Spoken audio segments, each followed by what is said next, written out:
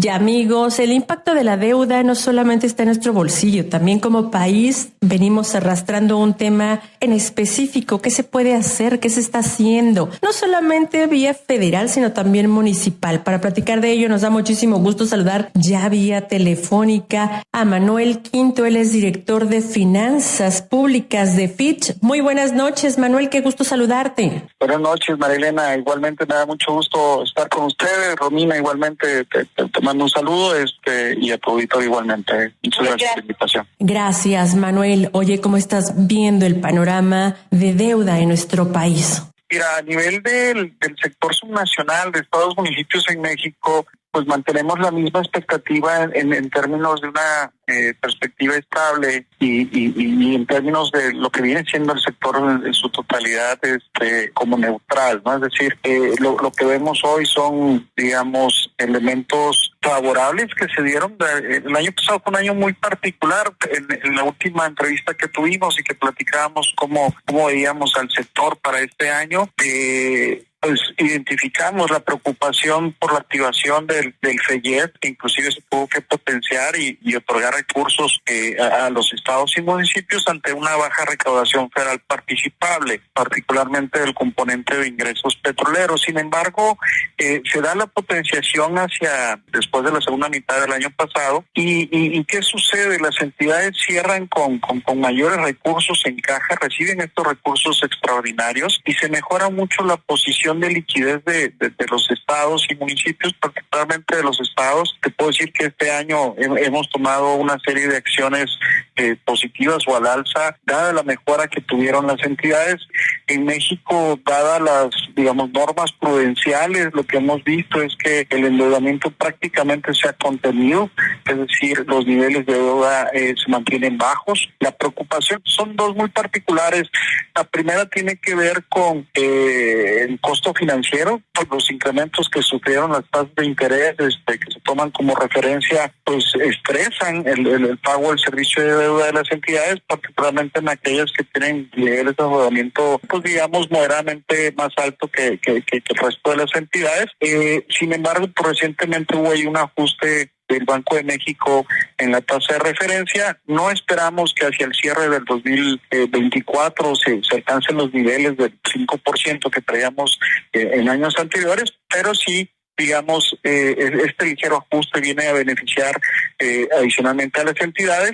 Y el otro elemento, la preocupación del riesgo de refinanciamiento, hay que recordar que pues diversas entidades tuvieron elecciones este año y nos preocupa sobre todo el tema de los créditos de corto plazo, que digamos es un elemento que adicional a la deuda de largo plazo le ponemos particular atención, sobre todo porque son créditos que no están garantizados. Y en este año aquellas entidades que digamos cambian de administración, tuvieron elecciones, están obligadas a pagar 3 meses antes del cambio de administración. A estas alturas puedo decir que ese riesgo, por lo menos para las entidades que tenían esa obligación, pues ha sido prácticamente mitigado. La mayor parte de las entidades, los estados que tenían que cubrir con esta obligación lo hicieron y prácticamente puedo decir al cierre del año pasado ya no contrataron créditos de corto plazo y el único estado que terminó de pagar, me parece que el primer trimestre de este año fue el estado de Yucatán, y te puedo decir que inclusive se vio fortalecida su posición del que sin gran medida tiene que ver con esto que te comentaba inicialmente.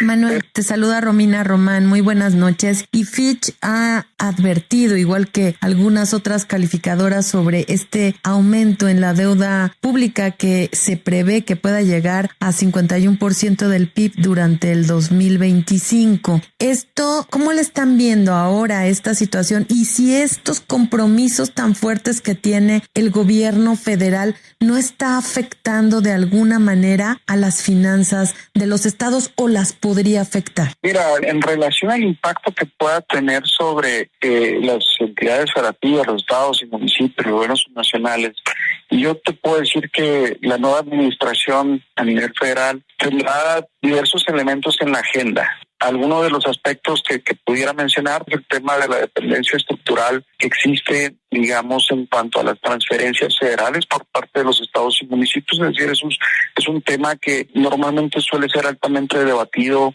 sobre todo por entidades que no coinciden con el mismo partido político en el poder, pero ha sido un tema histórico. Entonces, me parece que un elemento importante que pudiera darse hacia adelante en cuanto a la discusión tendría que ver con la revisión de potestades tributarias y los acuerdos de colaboración fiscal e intergubernamental. Entonces, digamos, es un primer punto en la agenda. Un segundo punto que consideramos que es altamente relevante tiene que ver con el Fondo de Estabilización. Hay que recordar que en diciembre del 2018 había recursos en el Fondo de Estabilización de los Ingresos de las entidades federativas por alrededor de 76,000 millones y prácticamente a la mitad de este año oscilaba alrededor de 12,000 millones de pesos, ¿no? Entonces, hay pocos recursos en el Fondo de Estabilización. En el sexenio pasado se potenció por 2 ocasiones, es decir, se recurrió no solamente a la activación de los recursos que había en el fondo, sino que adicionalmente pues se tuvieron recursos por 80,000 millones en 2020 derivado del impacto de la pandemia, digamos, en la recaudación federal participable, y en 2023 nuevamente se potencia por 50,000 millones. Entonces, digamos, es un segundo elemento que estaría en la agenda, probablemente en lo que es la relación entre el gobierno federal y las entidades federativas. Manuel, ¿habría algo, están visualizando algunos puntos que podrían ser fortalezas para incrementar, para aumentar el presupuesto? Mira, me parece que los elementos cruciales tienen que ver con, digamos, las reglas de operación del Fondo de Estabilización. Las participaciones federales, el componente más importante que tiene que ver con el Fondo General de Participaciones, está vinculado a la recaudación federal participante.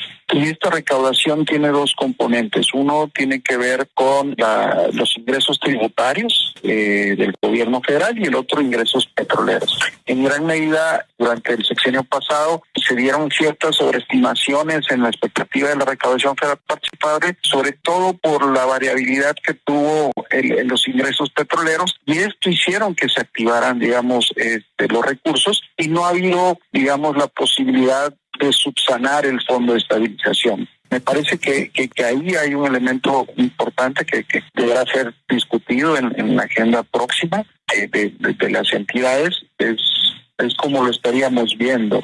Y por el lado del gasto, recordar que parte de los recursos no solamente son vía participaciones federales, lo que viene siendo el gasto federalizado, sino también vía aportaciones y convenios. Y en el caso de un elemento que todavía quedó pendiente de materializarse es el tema del bienestar, es este proceso donde se establecen convenios de adhesión por parte de las entidades federativas para, digamos, tener una responsabilidad compartida en relación a los servicios de salud. Entonces, es este modelo de recentralización de los servicios de salud que lo que busca es mejorar la eficiencia a través de economías a escala, todavía quedó en proceso de materializarse, y esto al final del día pudiera tener implicaciones de costos adicionales para las entidades federativas, dependiendo cómo se otorguen esos o cómo se materialicen esos convenios. Hay que recordar que en el 2014 se dio una reforma en la Ley de Coordinación Fiscal donde lo que se buscaba era tener mayor transparencia en cuestión del gasto de educación. Y en esa reforma lo que implicó es que el pago se diera directamente a lo que es el magisterio